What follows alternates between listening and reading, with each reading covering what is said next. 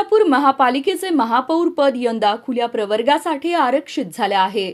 महापौर पदासाठी विनायक कोंड्याल, अनंत जाधव आणि माजी शहराध्यक्ष नरेंद्र काळे यांची नावे चर्चेत आहेत. या तिघांमधून एकाला संधी मिळण्याची शक्यता असल्याची चर्चा आहे.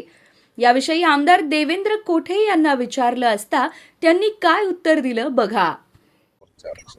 सर्वप्रथम सर्वांना आज गणेश जयंती आहे. गणेश जयंतीच्या शुभेच्छा देतो.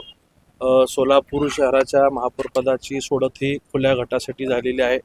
या अनुषंगाने शहराध्यक्ष रोहिणीताई हे आज दिवसभरात जे काही इच्छुक लोक त्या पदासाठी असतील त्यांची नावे पालकमंत्री जयकुमार गोरे साहेबांना प्रदेशाला पाठवतील आणि त्यातनं निर्णय प्रदेश स्तरावरती पालकमंत्री महोदयांच्या माध्यमातून होईल. किती नाव चर्चा काय आता आज खुला प्रवर्ग झाल्यामुळं आज समजेल की किती लोकांची इच्छा आहे.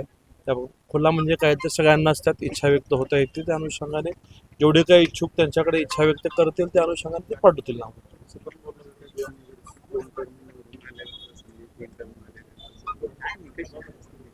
ह्याबाबतचं तुमच्याकडनं समजलं की काय असे निकष आहेत, परंतु भारतीय जनता पार्टीमध्ये काही घडू शकतं हे मी अनेक वेळा जबाबदारीने बोललो. त्यामुळे पक्षाला जे नाव उचित वाटेल त्या अनुषंगाने पक्ष निर्णय घेईल. विनायक कोंडाल यांचं नाव आघाडीवर आहे, समोर चर्चा सुरू झाली राजकीय वर्तुळात. नाव आहे चर्चेत का आघाडीवरती? आघाडीवर पण आहे आणि चर्चेत पण आहे. आघाडीवरती आहे हे तुमच्याकडनं कळलं. नाव चर्चेत आहे. समाज माध्यमांवरती आम्ही वाचलेलं आहे. त्यांच्यासह अनेक लोक आहेत पक्षात जे काम करतात किंवा महापालिकेत काम करतात. ते मला वाटतं 2007 पासून आहे. त्यामुळे स्वाभाविक आहे कोणालाही समर्थकांमध्ये तशी इच्छा असणं गैर नाही. परंतु कोण व्हावा याबाबतचा निर्णय सर्वस्व पालकमंत्री महोदय आणि प्रदेश भाजप घेईल. आणि मला वाटत नाही की महापौरच्या निवडीमध्ये एखादा विशिष्ट स्केल अँगलने भाजप विचार करेल. भाजप हा नेहमी धक्कातंत्र अवलंबणारा पक्ष आहे.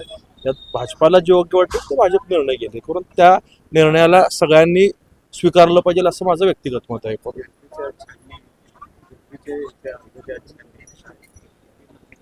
नाही, मला आज त्याबाबतचं जास्त माहिती घेतलेली नाही आहे. गणेश जयंतीचा कार्यक्रम इथं सकाळपासून होता त्यामुळं मी इथं आहे. त्याबद्दल जास्त माहिती नाही.